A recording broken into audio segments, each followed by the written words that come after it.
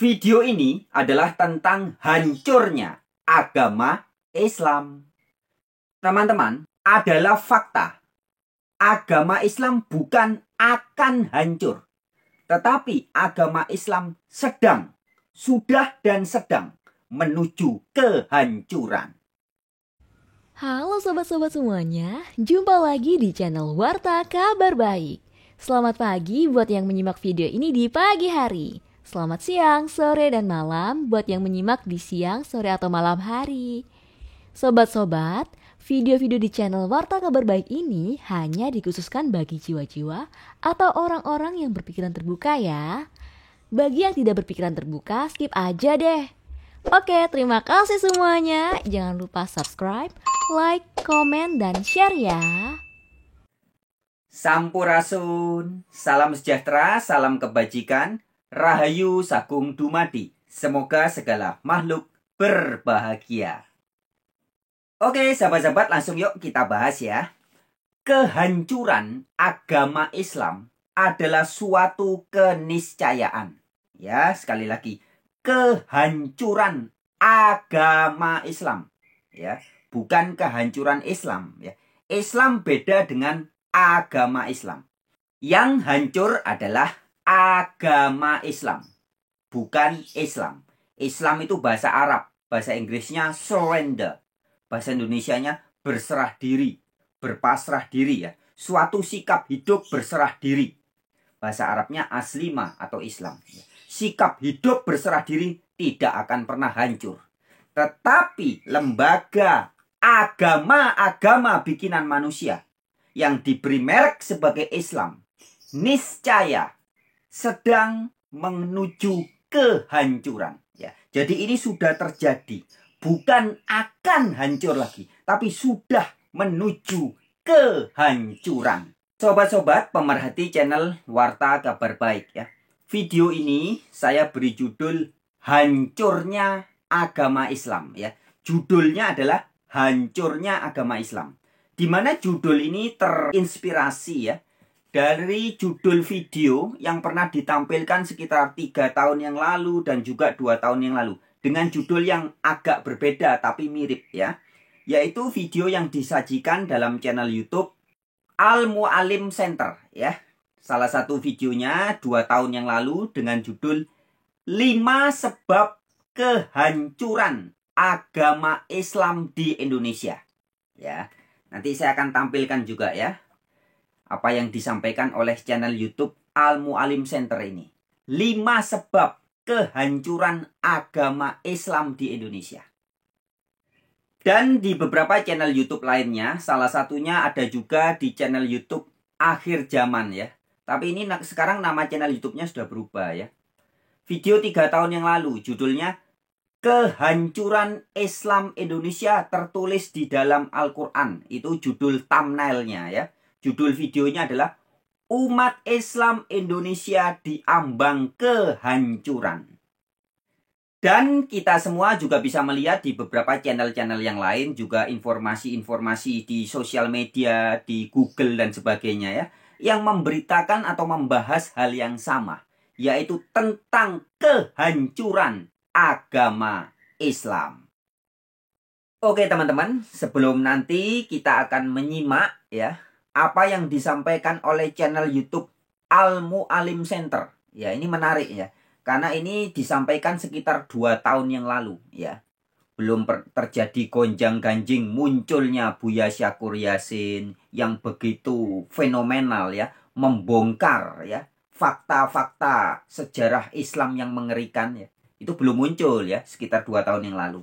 Tetapi Al-Mu'alim Center sudah dalam tanda kutip meramalkan ya akan hancurnya agama Islam di Indonesia. Nah, nanti kita akan bahas itu juga ya. Sebab-sebabnya apa saja, sebagaimana disampaikan, bukan saya yang menyampaikan ya, tapi oleh Al-Mu'alim Center ya.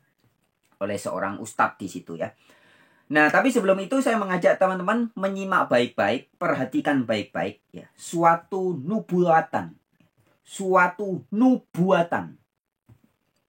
yang pernah disampaikan juga oleh ulama Islam yang sangat terkenal ya. Sedikitnya ada 3 ulama dalam dunia sejarah Islam pernah menyampaikan bahwa usia atau umur umat atau agama Islam itu tidak sampai 1.500 tahun, tapi lebih dari 1.400 tahun. Tahunnya tahun Hijriyah ya yang dipakai.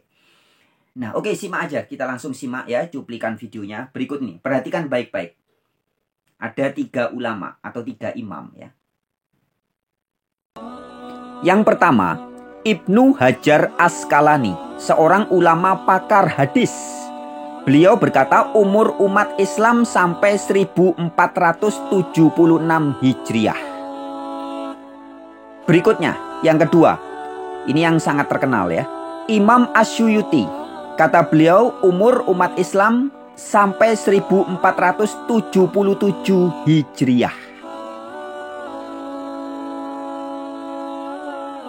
Dan yang ketiga, Ibnu Hajar Hambali menyatakan umur umat Islam lebih dari 1400 Hijriah, namun tidak sampai 1500 Hijriah.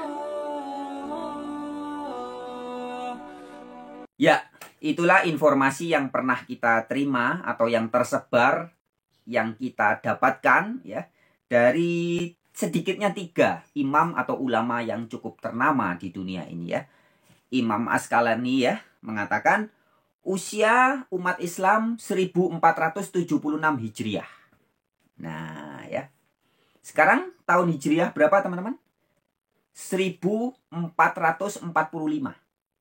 Ya, sehingga 1476 dikurangi 1445 itu sekitar 30 tahun. Ya. Jadi kalau kita mengacu kepada Imam Asqalani ini, umur agama Islam ya sekitar lebih kurang 30 tahun lagi. Kemudian yang kedua, Imam Suyuti tidak terlalu jauh beda dengan ramalan yang disampaikan oleh Imam Asqalani tadi ya. Jika Asqalani mengatakan 1476, Imam Suyuti mengatakan usia atau umur agama Islam adalah 1477. Ya, cuman selisih 1 tahun ya. Jadi sama. Sekarang tahun 1445 Hijriah. Menuju 1477 berarti waktunya sekitar 30 tahun lagi. Ya, 30 tahun lebih sedikit ya. Dan yang ketiga menurut Imam Hambali ya, mengatakan ya Imam Hambali ini agak berbeda dari Imam Suyuti maupun Imam Asqalani ya. Jika Asqalani dan Suyuti menyebut tahunnya ya, sedangkan Imam Hambali hanya memprediksi katanya lebih dari 1400 tahun Hijriah, tapi kurang dari 1500. Ya. Jadi artinya dari ketiga imam atau ulama ini sebenarnya sinkron teman-teman. Ketika menubuatkan atau meramalkan usia atau umur agama Islam. Dan satu hal lagi yang menarik teman-teman adalah fakta, ini fakta ya. Fakta valid ya, bahwa dalam kalender Hijriah itu dibuat hanya sampai tahun 1500 Hijriah saja. Jadi tidak ada tahun 1501 Hijriah, itu nggak ada. Nah artinya pembuat kalender itu nampaknya juga sudah memprediksi hal yang sama. Nggak perlu dibuat tanggalan 1501 Hijriah ya, maka cuma dibuat sampai 1500 saja. Karena karena nampaknya sama seperti yang disampaikan oleh Asqalani, Suyuti maupun Hambali ini, bahwa usia atau umur agama Islam tidak sampai 1500 ya. Nah, jadi menariknya seperti itu teman-teman. Kembali lagi, kalau memang seandainya benar yang dinubuatkan oleh Imam Suyuti maupun Imam Asqalani ini ya, bahwa usianya sekitar 1470-an ya, 1476 atau 77, dan sekarang sudah tahun 1445 Hijriah ya, baru beberapa waktu yang lalu tanggal 1 Suro ya, 1445 Hijriah. 1445 menuju ke 1477 itu sekitar 30 tahun lebih ya, 32 tahunan lah. 30 tahun, 31 atau 32 tahun. Nah, itulah prediksi dari beberapa imam yang cukup ternama itu ya, dari ulama-ulama besar itu. Nah, lalu teman-teman, kira-kira apa atau bagaimana prosesnya hancurnya agama Islam? Nah, ini sudah pernah disampaikan oleh beberapa orang juga. Dan pada kesempatan ini, saya dengan segala hormat izin menampilkan apa yang disampaikan Ustadz ya, melalui channel YouTube Al-Mu'alim Center. Sedikitnya ada 5 sebab utama hancurnya agama Islam di Indonesia khususnya. Oke, tanpa buang waktu ya, saya akan menyajikan cuplikan-cuplikan videonya dan nanti saya berikan komentar atau opini atau fatwa atau pendapat dari saya sedikit ya. Oke, kita simak sama-sama ya. Saya akan perdengarkan ya. 5 sebab kehancuran agama Islam di Indonesia. 5 sebab kehancuran agama Islam di Indonesia. Kelima sebab ini adalah sebab intern, sebab dari dalam. Ya, dengar ya teman-teman, saya perdengarkan suaranya. Jadi menurut Al-Mu'alim Center, ada 5 sebab kehancuran agama Islam di Indonesia. Dan 5 sebab ini semua tidak ada yang dari eksternal. Bukan karena faktor luar. Karena berdebat dengan agama non-Islam misalnya. Tidak. Karena diserang oleh agama merek lain. Tidak. Ya. Tetapi penyebab kehancuran agama Islam di Indonesia adalah sebab internal. Dari dalam umat Islam itu sendiri. Oke, kita lanjutkan ya. Karena apa? Kalau dari dalamnya sudah keropos, apalagi sebab dari luar.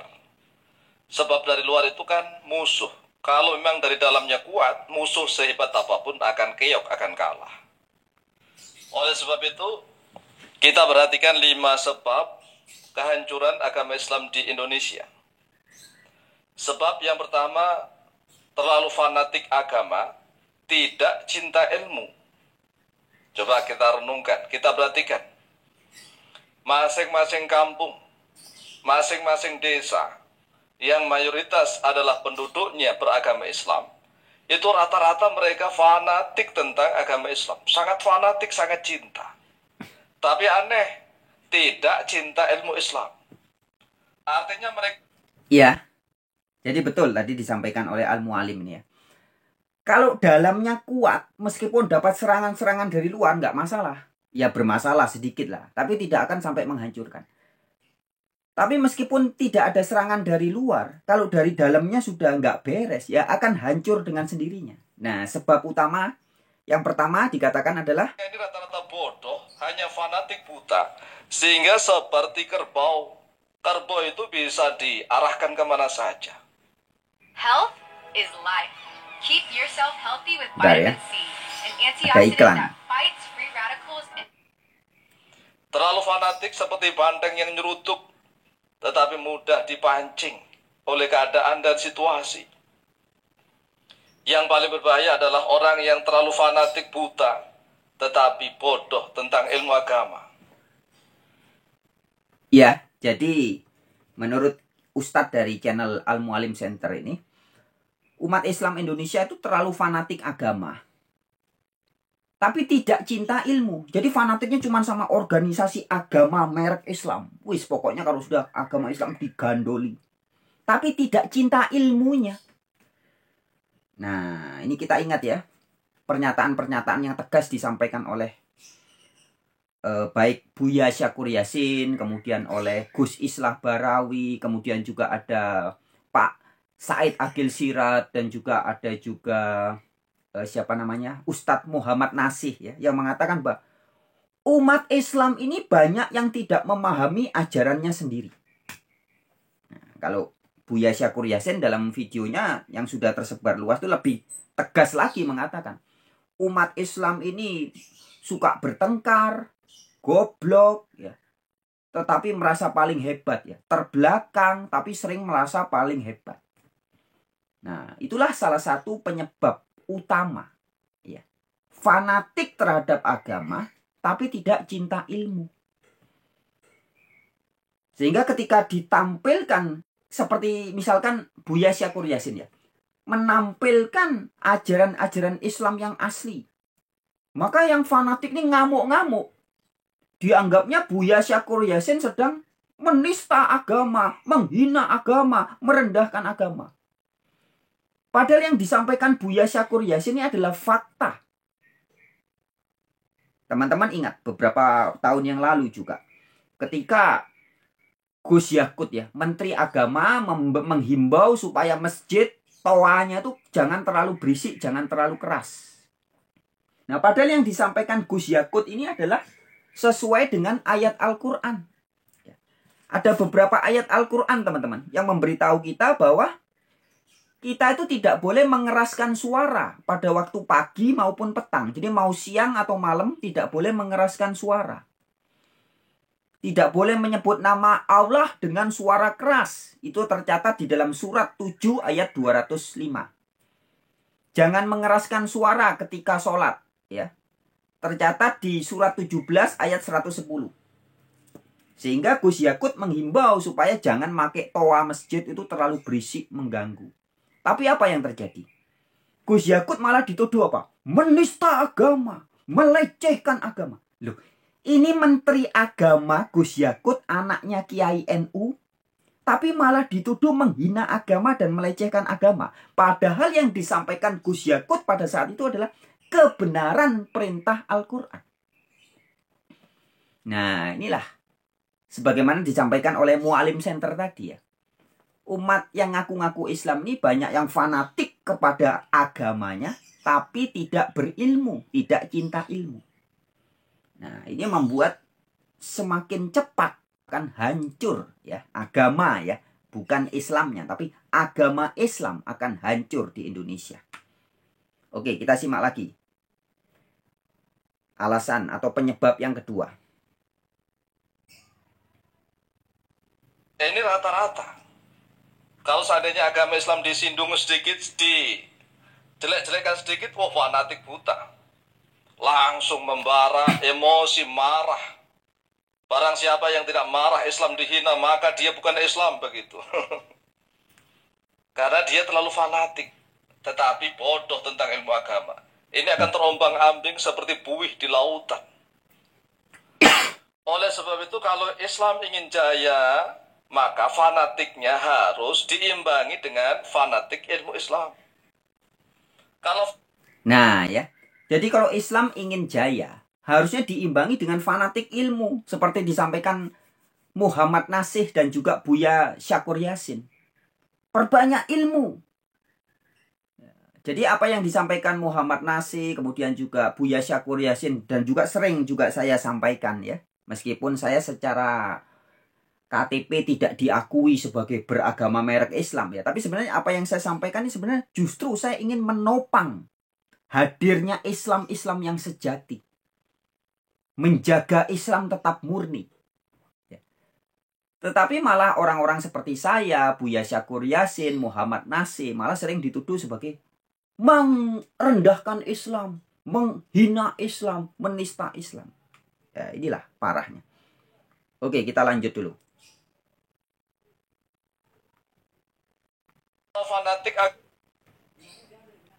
Fanatik agamanya berdasarkan ilmu Islam akan indah.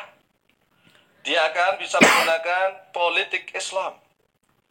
Jadi politik Islam bukan menggunakan Islam sebagai ajang politik, bukan. Tetapi dia akan menggunakan politik Islam untuk mewarnai keindahan dunia. Ini yang pertama. Kemudian sebab kehancuran agama Islam di Indonesia yang kedua adalah silau dengan gelar daripada isi. Silau dengan gelar daripada isi. Coba kita perhatikan. Kalau zaman dahulu, orang itu yang penting ilmunya. Punya sanad kepada guru siapa? Sanad Ali. Gurunya punya sanad ilmu pada gurunya hingga sampai Rasulullah. Entah dapat gelar atau tidak peduli. Yang penting isi ilmunya sangat mendalam. Dia seorang faqih, seorang alim faqih, seorang zahid, seorang muhaddis, mufassir, dan seterusnya. Tetapi kalau zaman sekarang tidak. Sekolahan kalau tidak ada perguruan tingginya, tidak ada gelar, embel-embel gelarnya, itu kurang merangsang. Padahal banyak gelar yang bertitel, gelarnya berderet-deret, tetapi ilmunya kosong. Coba ayo kita renungkan. Yang bisa menilai siapa? La ya'riful ulama'a. Iya, betul sekali ya. Jadi orang silau dengan gelar. Lulusan luar negeri, Abdul Somad. Gelarnya LCA, apa-apa-apa, bla bla bla bla. Kemudian ada juga Adi Hidayat ya. Meskipun ceramahnya ternyata penuh dengan permasalahan ya. Tapi gelarnya aja yang dibangga-banggain. Ya. Kemudian ya, silau dengan gelar daripada isi ya. Ini fatal teman-teman ya memang. Oke, saya percepat aja. Contoh yang ketiga. 5 sebab ya, sebab yang ketiga. Kemudian sebab kehancuran agama Islam di Indonesia yang ketiga, yaitu terobsesi hasil daripada proses. Terobsesi hasil daripada proses. Karena terobsesi hasil daripada proses, biasanya orang yang semacam ini tidak tahan pada ujian. Nggak tahan, nggak kuat. Karena yang penting hasil, proses Allah begitu, proses. Nggak mau proses. Inginnya instan, hasil begitu. Padahal Allah tidak menuntut hasil. Allah itu melihat hambanya proses. Kita contohnya sholat misalnya. Iya. Jadi teman-teman bisa langsung simak ya. Kalau mau tahu secara video itu secara keseluruhan, video itu berlangsung sekitar 8 menit ya teman-teman. 8 menit lebih ya. Di channel YouTube Al-Mu'alim Center ya. 5 sebab kehancuran agama Islam di Indonesia ya.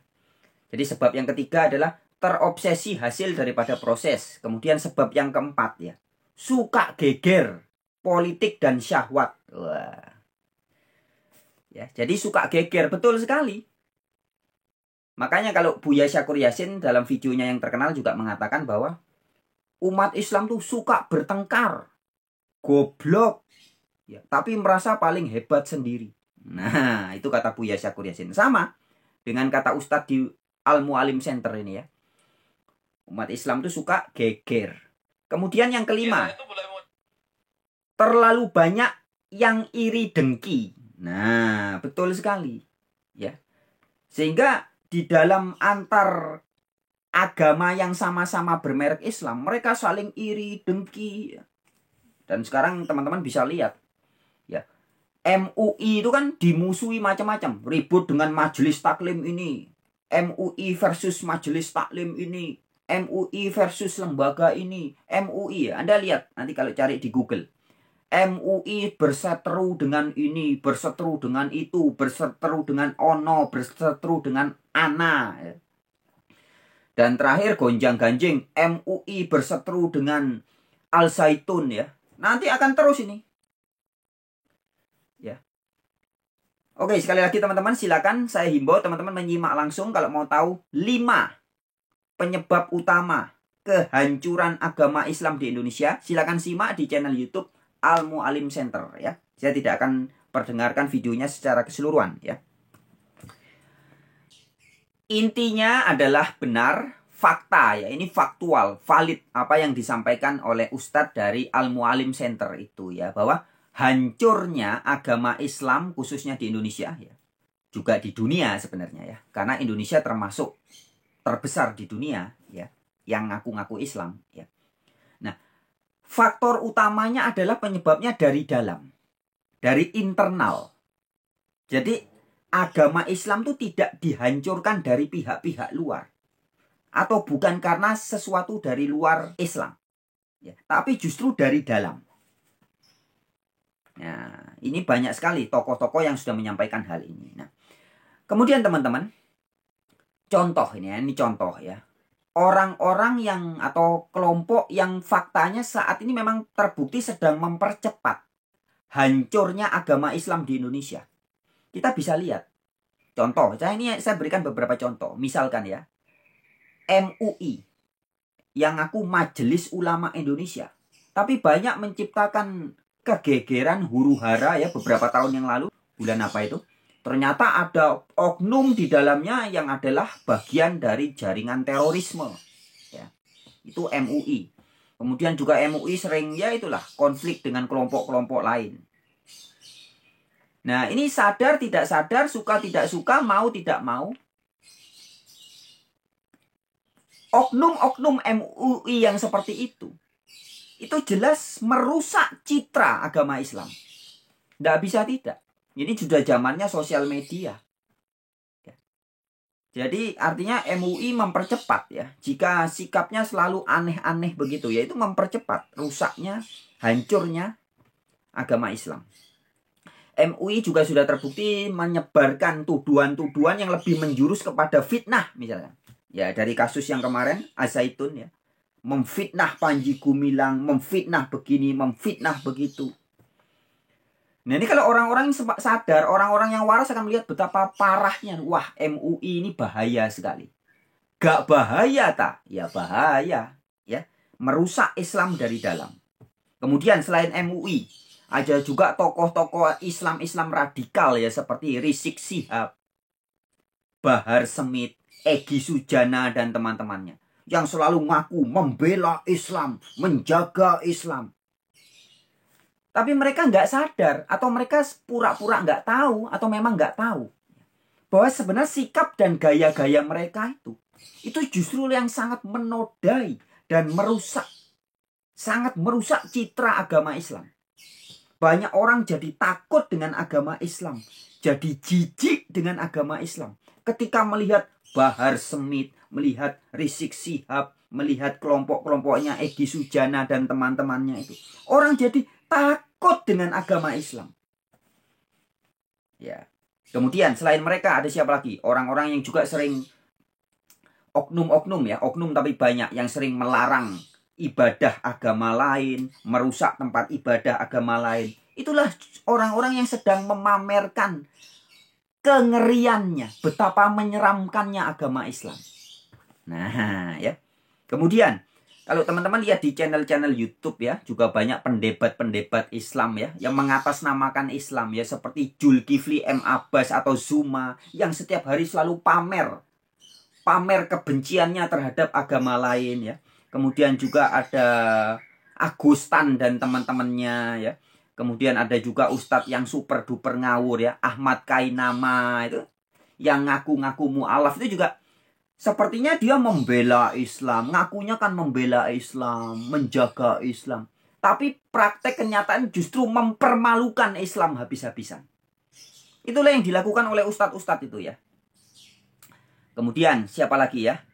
Ada juga ya channel-channel YouTube seperti Dodi Sefriadi yang pernah nyerang saya. Kemudian juga channel YouTube. Kalau Anda buka di channel YouTube-nya Dodi Sefriadi, saya cuma lihat sekilas. Itu isinya nyinyir aja. Negatif aja, energinya negatif terus. Mengkritik, nyinyir ya. Memfitnah, memprovokasi orang untuk benci dengan kelompok lain ya. Begitupun juga dengan Heri Pras ya. Ada Heri Pras, juga ada Yusuf PI. Ustadz Yusuf PI ya kan nyinyir, jelek-jelekin Bible, jelek-jelekin Kristen. Nah, mereka sadar tidak sadar kehadiran kelompok-kelompok seperti ini, inilah justru mempercepat hancurnya nama baik agama Islam. Ya. Jadi channel-channel YouTube yang seperti itu dan juga MUI dan kawan-kawannya yang ngaku membela agama Islam. Ya, tapi faktanya justru mereka lah yang mempercepat hancurnya agama Islam di Indonesia ini. Nah, itulah yang terjadi ya teman-teman ya. Tentang hancurnya agama Islam ya.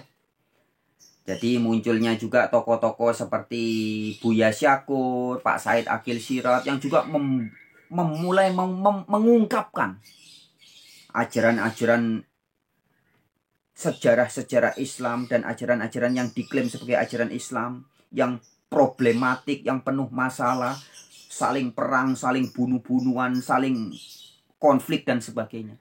Itu juga menambah kecepatan tentang hancurnya agama Islam ini. Nah, kemudian tadi sudah saya tampilkan juga nubuatan dari Imam Hambali, Askalani dan juga Suyuti ya. Bagaimana menurut teman-teman? Silakan diberikan komentar di kolom komentar ya teman-teman. Menurut nubuatan imam-imam itu, umur agama Islam itu cuman sekitar 1470-an Hijriah. Ya, sekitar 1476 menurut Askalani, 1477 menurut Imam Suyuti ya. Jadi sekarang sudah 1445 Hijriah. Menuju 1477 ya sekitar 32 tahun. Bagaimana menurut teman-teman? Oke, silakan berikan komentarnya ya. Oke sahabat-sahabat, sekian dulu video kali ini. Kita akan sambung di video-video yang lain. Terima kasih buat yang menyimak video ini. Wabillahi taufik wal hidayah. Wassalamualaikum warahmatullahi wabarakatuh. Elehim shalom. Namo Buddhaya. Salam sejahtera, salam kebajikan. Santi, Santi, Santi. Tetap semangat. Nusantara bangkit.